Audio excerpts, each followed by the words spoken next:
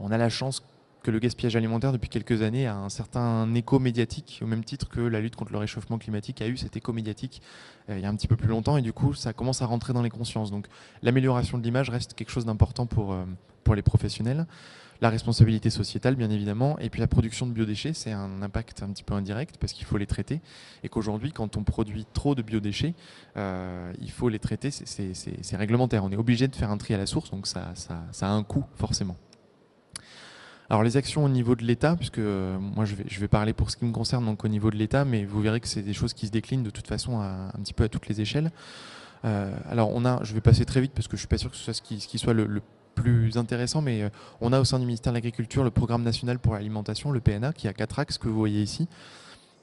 Donc, évidemment, la lutte contre le gaspillage est un axe majeur pour ce qui nous concerne, mais ça concerne un petit peu tous les autres axes, parce que quand on fait de l'éducation alimentaire de la jeunesse, qu'on va faire des ateliers auprès des enfants, qu'ils soient en maternelle, en collège, en primaire, au lycée, on peut parler aussi de lutte contre le gaspillage alimentaire. Quand on fait de la justice sociale pour améliorer les conditions d'alimentation en prison ou dans les hôpitaux, on fait aussi de la lutte contre le gaspillage alimentaire. Quand on fait de l'ancrage territorial et qu'on cherche à redynamiser l'approvisionnement de proximité, peut-être en plus en améliorant la qualité de l'alimentation, parce qu'on met un certain nombre de labels, du bio, des labels liés à l'origine, etc., on cherche à avoir une alimentation qui est meilleure, on cherche à avoir un meilleur lien entre le consommateur et son alimentation et les personnes qui l'ont produite. Et du coup, on pense que derrière, ça peut aider à lutter contre le gaspillage alimentaire aussi. Alors, il existe un pacte national de lutte contre le gaspillage alimentaire qui est piloté par le ministre de l'Agriculture. Les détails ne sont pas les plus importants aujourd'hui, mais c'est pour vous montrer qu'il y a un certain nombre d'éléments qui sont pris en compte et beaucoup de réflexions, beaucoup de travaux qui sont mis en œuvre pour chercher là de l'innovation, pour chercher là une meilleure synergie entre les acteurs, pour chercher une meilleure communication des meilleures pratiques, etc. Donc c'est l'État, bien évidemment, avec tout un tas de ministères concernés et de services, mais c'est aussi des partenaires. On a, je crois qu'on en est aujourd'hui à 40-45 partenaires, alors d'ampleur nationale, Leclerc, la Fédération du commerce et de la distribution, des syndicats agricoles, etc. Et puis d'ampleur un petit peu plus locale, on a des startups, on a des entreprises qui, à leur échelle, luttent aussi contre le gaspillage alimentaire. Bon, on a un certain nombre de textes de loi, la loi relative à la transition énergétique pour la croissance verte qui a imprimé certains éléments de lutte contre le gaspillage alimentaire, mais ça j'y reviendrai tout à l'heure, et puis une loi spécifique qui date de février 2016. Je vais juste finir par un exemple concret. La promotion du Gourmet Bag, c'est quelque chose qu'on met en œuvre. Alors Gourmet Bag, c'est une marque qui a été créée par un des services du ministère de l'Agriculture. Donc c'est le doggy bag à la française. On s'est dit qu'on allait franciser le mot doggy, mais qu'on n'allait pas franciser le mot bag, parce que quand même c'était sympa. L'idée de la promotion du Gourmet Bag, c'est, je ne sais pas si vous connaissez, c'est le petit sac avec les restes qu'on ramène à la maison quand on n'a pas tout mangé au restaurant. Ça permet de ne pas jeter. Ça permet de continuer à savourer le repas le lendemain ou le soir même, si jamais on le ramène à la maison. Mais ça a tout un tas d'autres impacts. Ça permet de sensibiliser les professionnels aussi au fait que oui, il y a du gaspillage dans leur restaurant, même s'ils n'en avaient pas forcément conscience auparavant. Ça permet évidemment de sensibiliser les convives.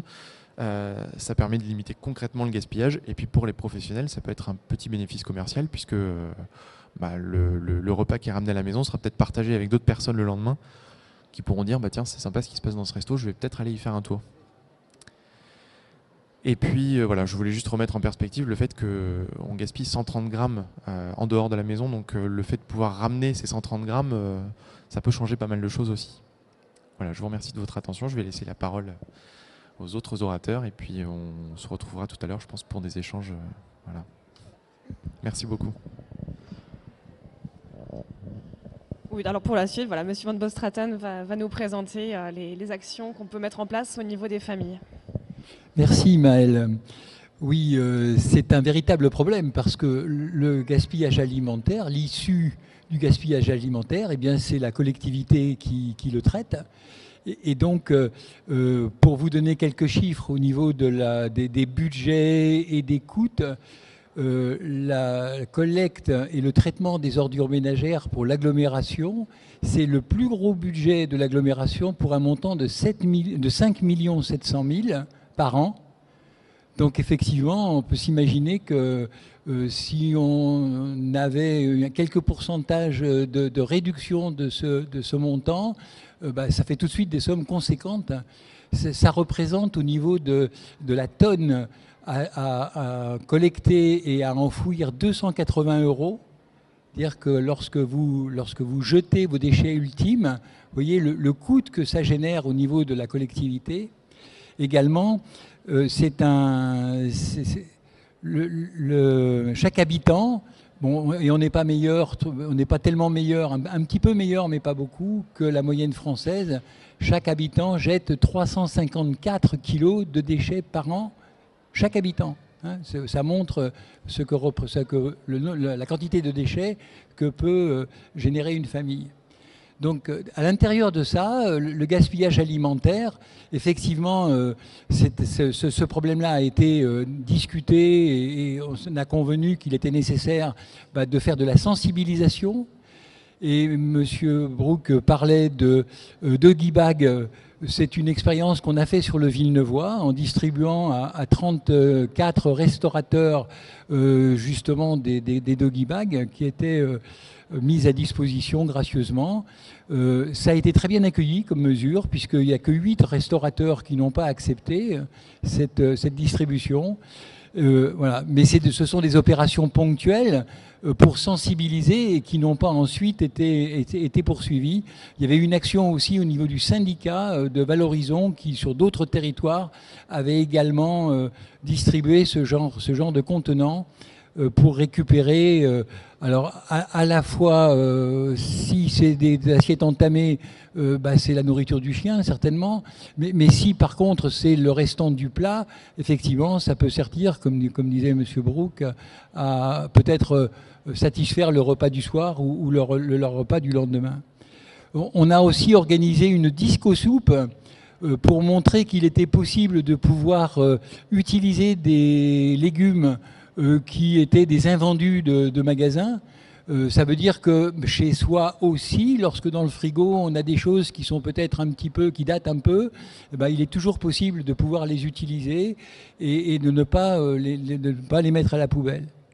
Auprès des jeunes, on a diffusé aussi des films sur le gaspillage en production, mais sur ce point-là, on y reviendra un peu plus tard. Et surtout, on soutient les acteurs de territoire qui œuvrent, comme l'association Horizon Vert, pour tout le travail qu'ils peuvent faire au niveau des jardins partagés sur le site d'Aïs, hein, au niveau de l'éducation et au niveau de la responsabilisation des personnes. En amont, alors après on agit aussi également en amont de l'achat. Alors en amont de l'achat, on a eu quelques publications que vous pourrez récupérer tout à l'heure en repartant, qui sont, c'est tout simple, hein, c'est simplement des conseils sur la façon de gérer ses achats, les possibilités au niveau de la consommation, de manger des produits de saison, d'accommoder les restes.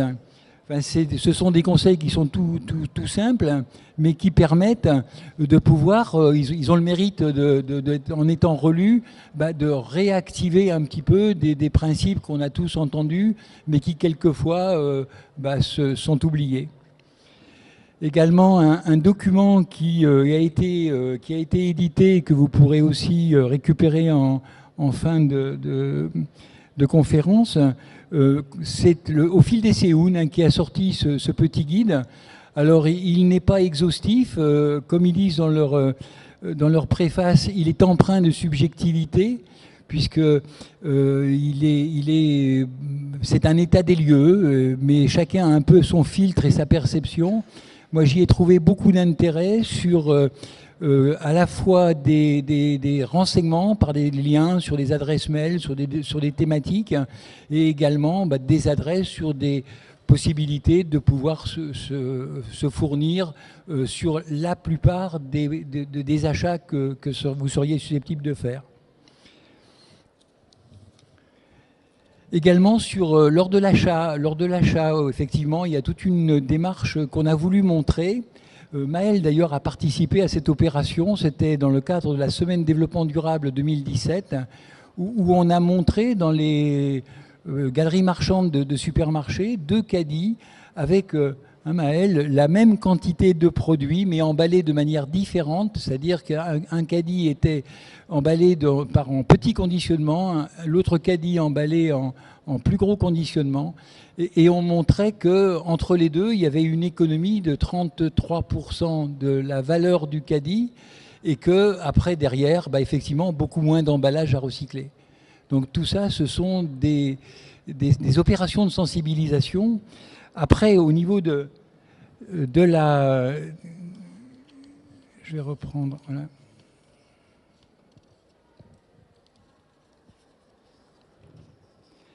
Également, on parlait tout à l'heure du gaspillage en production.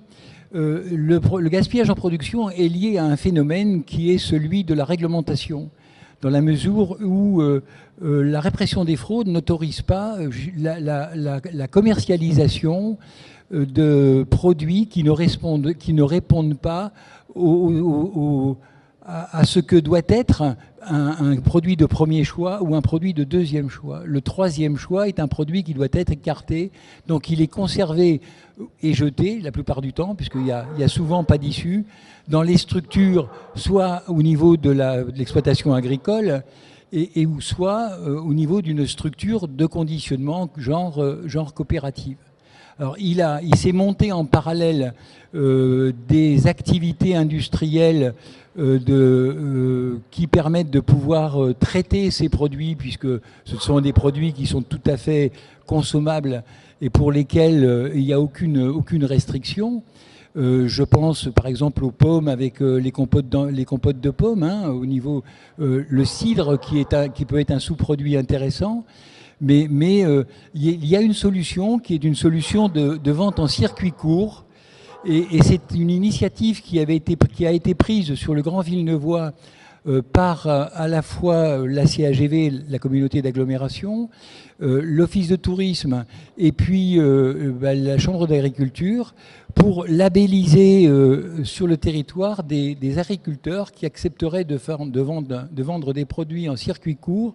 Ça s'appelle les producteurs de Lot et Bastide. Et là, vous pourrez aussi avoir la carte de ces personnes. L'intérêt, c'est que, par contre, la vente de ces produits à la ferme sont autorisées par la réglementation.